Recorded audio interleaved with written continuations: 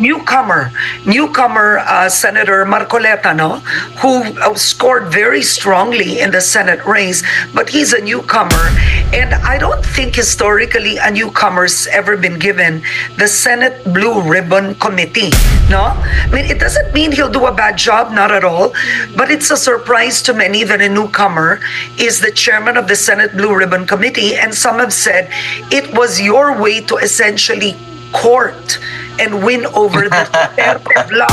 What are your thoughts? How did that happen? What do you envision your leadership to be? What do you want to achieve in the next 3 years? Bago natin ipagpatuloy ang video na yan, bati muna tayo ng isa. Magandang umaga po, Luzon, Visayas at Mindanao. At syempre pa sa mga kapatid natin, mga kababayan natin na nasa iba't ibang panig ng mundo. Magandang umaga, magandang tanghali, magandang hapon, magandang gabi po sa inyong lahat dyan. Kamusta na po kayo? Sana po datnan kayo ng video na ito na nasa mabuting kalagayan, at sana po huwag kayong ma-high blood, lalo na yung mga kapatid natin, mga kababayan natin na nagtatrabaho sa labas ng ating bansa. At sana po lagi kayong gabayan ng ating Panginoong Diyos. Ito na ngayon ang ating pag-uusapan. Napakaganda po ng ating topic sa araw na ito, sapagkat kung paano in-small, minaliit ni Aling Karen Davila itong ating Senator Rodante Marcoleta.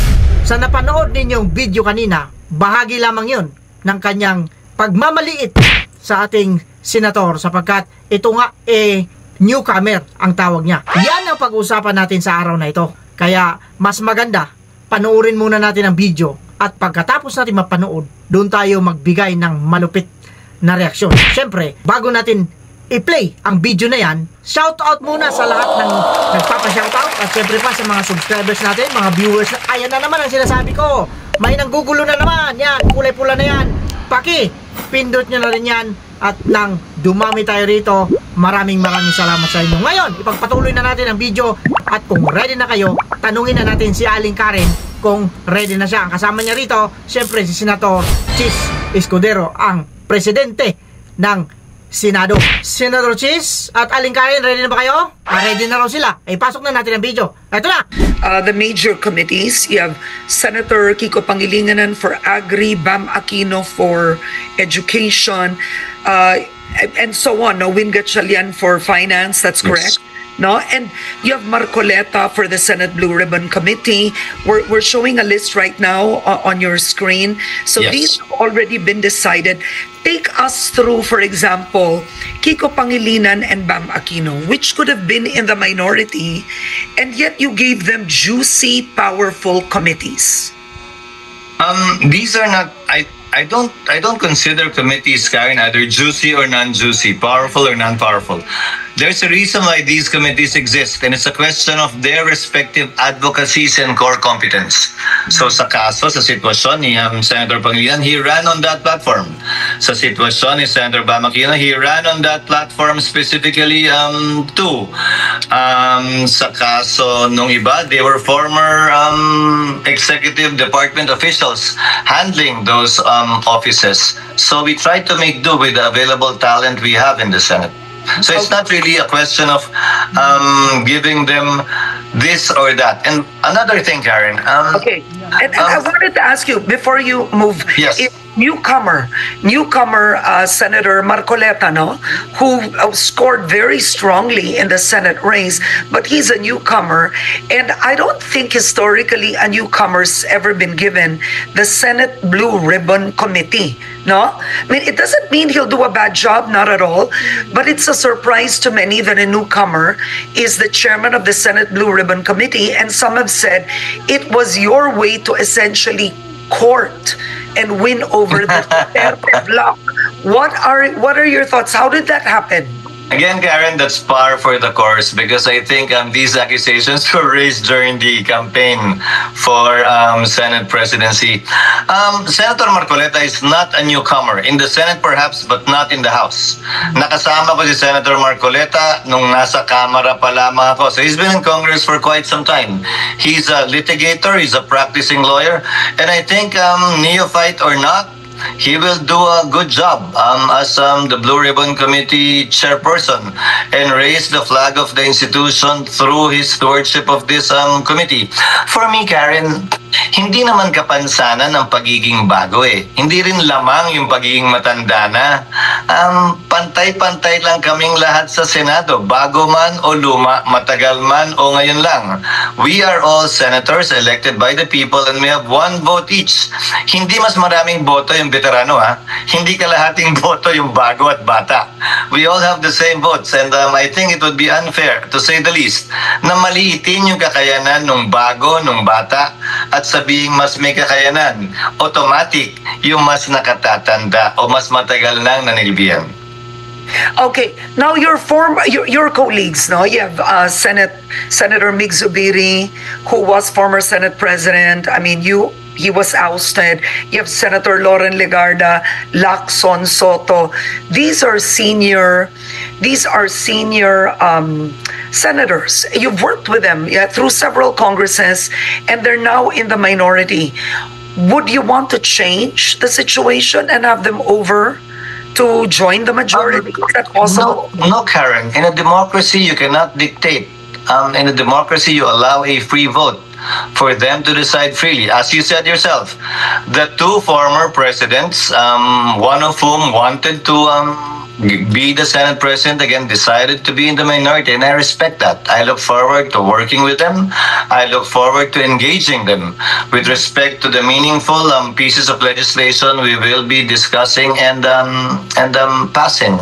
Are you in speaking terms? I mean, this is quite personal, but I'm curious. Sure. Are you in speaking terms with Mig Zubiri and Senator Soto? Of course. We just had coffee last night at my office after session with Senator Soto. I greeted everyone on the first day of session. But Karen, my personal life is separate from my work life. Ang huli ko yata naging kaibigan sa Senado na kaibigan talaga sa trabaho din ay si Senator Grace. Bago nun si Senator Noynoy. Sa Kamara, kami nila Senator Joel noon. He was a work and a friend outside of the house as well. But I have very little really close friends sa trabaho. Para hiwala yun. Para yung pamilya-pamilya yung trabaho. Okay, as Senate President with 3 years to go with this administration, just very quickly, what do you envision your leadership to be? What do you want to achieve in the next 3 years? Sa napanood nating video, ito yung Karen Davila na kung magtanong ito, talagang hindi natin alam kung na-insulto ba yung kanyang tinatanong or nakakasakit ba siya ng damdamin. Ang importante sa kanya rito, ginagawa niya yung kanyang trabaho, which is tama naman yon.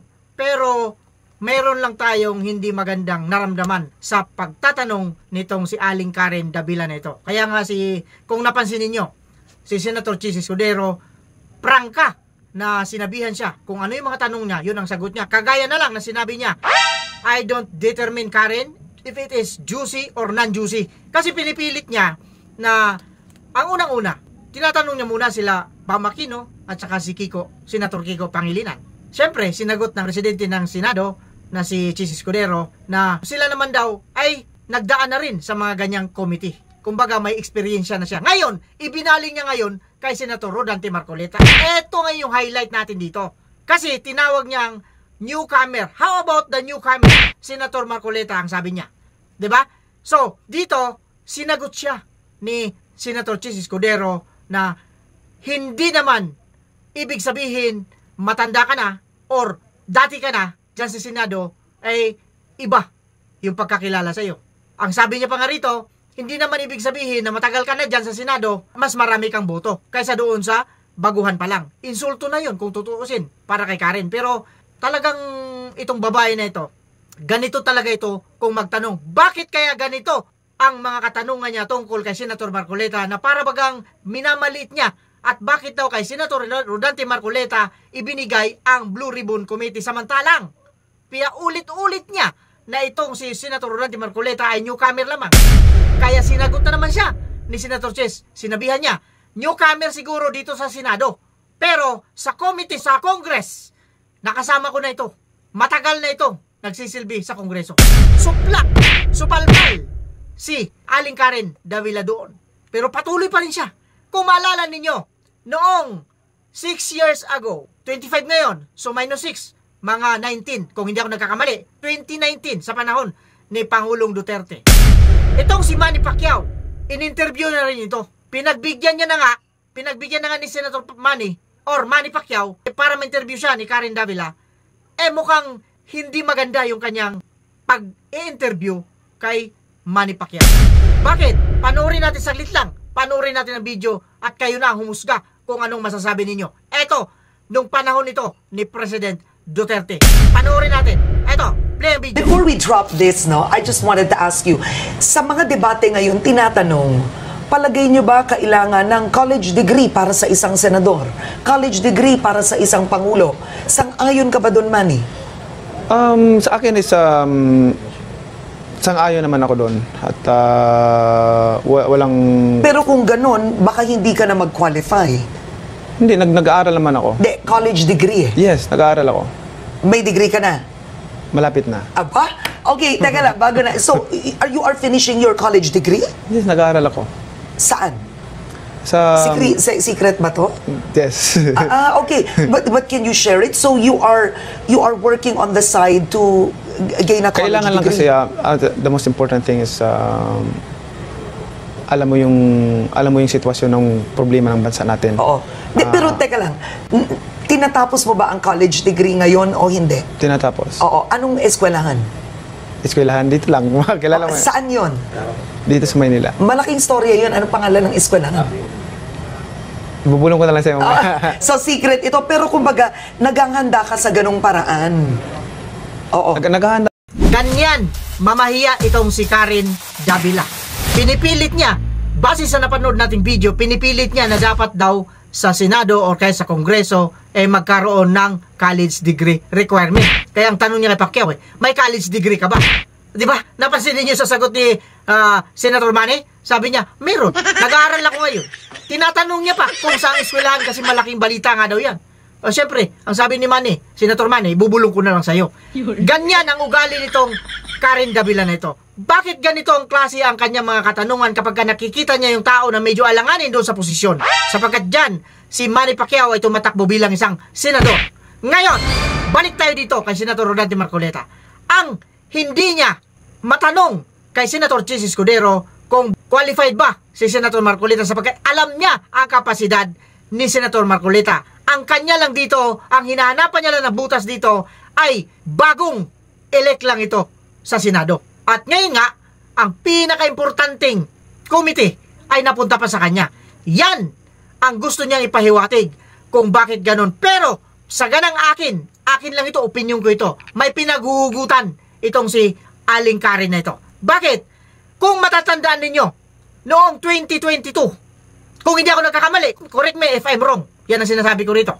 Isa, si Senator Rodante Marcoleta sa nag-imbestiga tungkol sa kanyang amo, sa kanyang istasyon ng ABS-CBN. Malamang may connection ito doon. Siyempre, yung sa mananloob. Di ba? Napansin niyo? Napasara yung kanilang ABS-CBN. At isa si Senator Rodante Marcoleta sa nag-imbestiga sa kanilang istasyon kung bakit nagkaganon. At nagtagumpay nga. Naging close ang kanyang pinagtatrabuhang istasyon. Isa yan sa mga dahilan. Yun. Eto, kuro-kuro ko lang. Opinion ko lang yan. At karapatan ko yan bilang isang mamamayang Pilipino. Kagaya nyo rin, mga ob-ob na mga vloggers. Ipagtanggol nyo ngayon itong Aling Karen ninyo. Ipagtanggol ninyo. Sapagkat hinahanapan niya ng butas itong si Senator Marcoleta. Wala siyang butas na makita kasi abogado ito. Overqualified kung pagbabatayan ng kalaman itong tao na ito. Pero ano ang hinanap niya? Yung pagiging baguhan, pagiging new fight, pagiging newcomer. Yan ang pinupunto nitong Aling Karen na ito. Aling Karen, kayo mga obob ng mga vloggers, alam ko, nanonood kayo. Ipagtanggol nyo itong Aling Karen ninyo. Ganyan naman kayo, di ba? Mga obob ng mga vloggers, kasama nyo ito. Mga obob kayong lahat. Yan ang sinasabi ko sa inyo. Hinahanapan ninyo ng butas. Bakit? Ano naman ngayon? Di ba ang sagot niya ni Senator Chis, sampal sa'yo yun eh. Sampal yun sa'yo, pero hindi mo inano yan. Binabaliwala mo lang yan, Aling Karen. Pero sa kagaya ni Busrek, talagang mabigat yung binitawan na salita ni Senator Chis Escudero. Pinagtanggol niya si Senator Rodante Marcoleta sa kanyang posisyon bilang isang chairman ng Blue Ribbon Committee.